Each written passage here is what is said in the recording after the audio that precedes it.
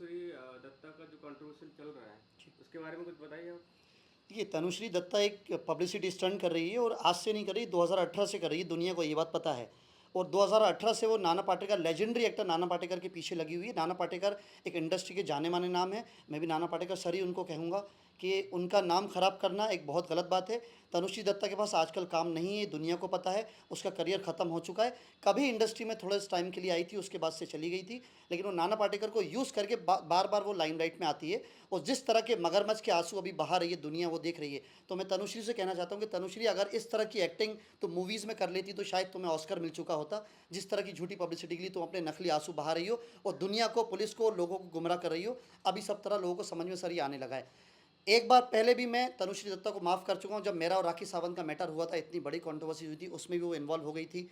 Unnecessary किसी की भी कंट्रोवर्सी में इन्वॉल्व होना तनुश्री दत्ता का सर काम है।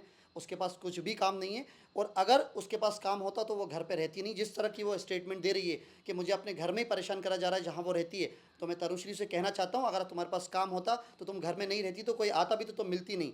तनुश्री के पास कुछ काम नहीं है, लोगों को सर गुमराह कर रही है। इस तरह के लोगों के खिलाफ ऐसे एक्शन होना चाहिए। बॉलीवुड ने तो उन्हें बाइकआउट कर ही दिया है, इनके पास कुछ काम नहीं है, और अगर इस तरह की हरकत ये कर रही हैं तो मेरे हिसाब से उन पर लीगल एक्शन होना चाहिए। उसका मेंटली भी ठीक नहीं है वो तनुश्री, जितना मुझे लगता है। तो बाकी सर मैं यही कहना चाहता हूँ कि वो आज से नहीं कर रही है।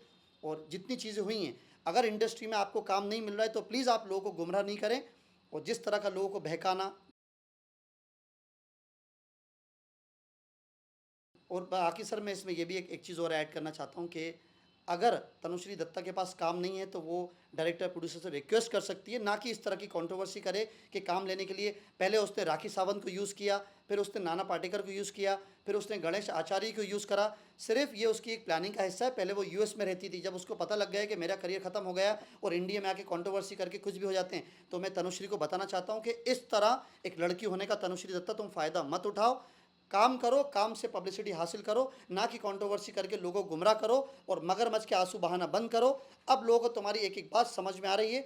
एक बार पहले मैं तनुश्री को माफ़ कर चुका था राखी सावंत के टाइम में, अभी माफ़ नहीं करूंगा सर। मैं दुनिया तक अपनी आवाज़ पहुंचाना चाहता हूं कि तनुश्री दत्ता का एक बहुत बड़ा पब्लिसिटी स्टंट है। लास्टली मैं लोगों से ये कहना चाहता हूं कि प्लीज़ इस तरह के पब्लिसिटी स्टंट पर ध्यान नहीं दें। जो जेन्युइन है, जो सही है, उनका सपोर्ट करें। और इस तरह के लोगों को कमेंट करके बता दें आप लोगों को दुनिया के सामने कि हाँ ये एक पब्लिसिटी स्टंट है। और खुद तनुश्री दत्ता तुम भी मान लो कि तुम एक पब्लिसिटी स्टंट कर रही हो, जो दुनिया को पता लग रहा है। Thank you very much sir.